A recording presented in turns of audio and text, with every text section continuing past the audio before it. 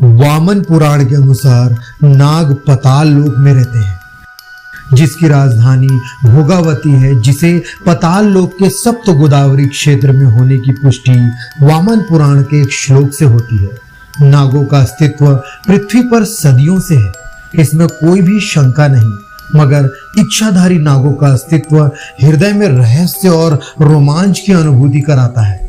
इसीलिए तो TV serials और फिल्मों में इच्छाधारी नाग नागिन की कहानियों को दिखाया जाता है। पर क्या सच में ऐसे जीव इस दुनिया में हैं? बताएंगे आज आपको इस एपिसोड में।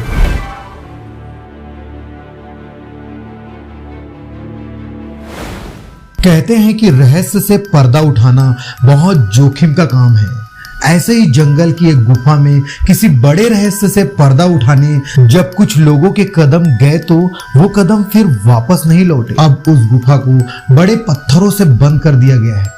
जशपुर छत्तीसगढ़ के तपकरा का ये वही क्षेत्र है जहां कुछ दिन ठहरने के बाद हर कोई उसे नागलोक कह देगा। इसके एक छोर पर प्राचीन महादेव का मंदिर है तो वहीं दूसरे ओर पहाड़ पर करीब 400 मीटर दूर गुफा का द्वार, जिसे कोतेवीरा या कपाट द्वार या पताल गेट कहा जाता है। तो क्या ये यही रहते हैं इच्छाधारी नाग, जो रूप बदलकर इंसानों के बीच आ जा सकते हैं?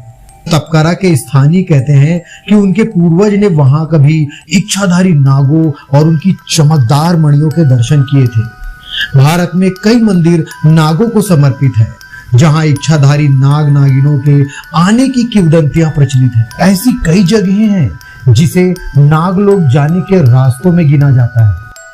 सिर्फ हिंदू धर्म में ही नहीं, बौद्ध धर्म, जैन धर्म और ग्रीक मैथोलॉजी में भी नागों के बारे में वर्णन किया गया है। ऐसा कहा जाता है कि तिब्बत में ऐसे 2 नाग कन्याएं थीं जो आधे इंसान और आधे सांप के रूप में रहती थीं। ये कहानी चीनी माइथोलॉजी की है और इस पर एक फिल्म भी बन चुकी है। नागों को शेषनाग, वासुकी, तक्षक, कपोटक, कुलिग, पद्म, महापद्म, शंख आदि 8 प्रमुख नागों का वंशज माना जाता है, जो कश्यप की पत्नी कद्रु से उत्पन्न बताए जाते हैं। एक बार ब्रह्मा जी के कहने पर शेषनाग पृथ्वी के अंदर से होते हुए पताल लोक पहुंचे, जहां अस्थिर पृथ्वी को उन्होंने अपने फन पर संभाला हुआ है। शायद इसीलिए शेषनाग को नागों के देवता और पताल लोक को नागलोक कहा जाता है। माना जाता है कि एक सामान्य कोबरा अगर 100 वर्षों की आयु पूरी कर ले तो उसमें ऐसी शक्तियां आ जाती है जिससे वो पलक झपकते ही कोई भी रूप ले सकता है।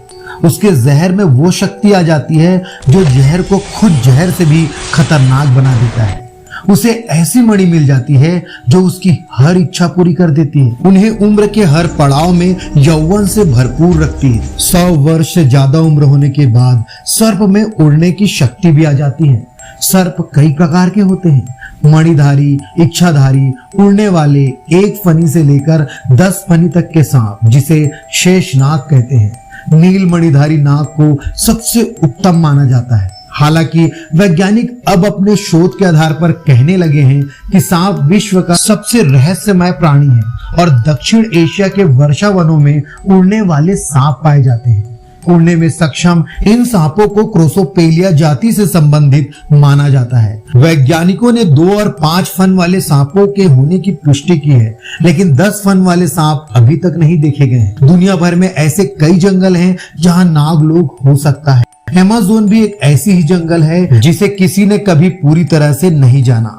अमेज़न के जंगलों की ही एक कहानी है जहां किसी दूर से देखे जाने वाले प्रकाश के बारे में कुछ रिसर्चर जानने को निकले थे, जिन्हें कोई भील रास्ता दिखा रहा था, और जब उनकी नाव एक अद्भुत सी अनजान जगह पर पहुंची तो वो भील गायब हो गया और रिसर्चर्स उन जंगलों में ही खो गए। कहा जाता है कि वही भील इच्छाधारी नाग था जो जंगलों में इंसानी रूप लिए फिरता था।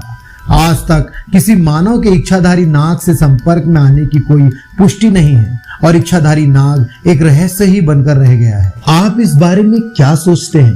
क्या सच में इच्छाधारी नाग होते हैं? कमेंट में जरूर बताएं। तब तक के लिए मिलते हैं नेक्स्ट वीडियो में।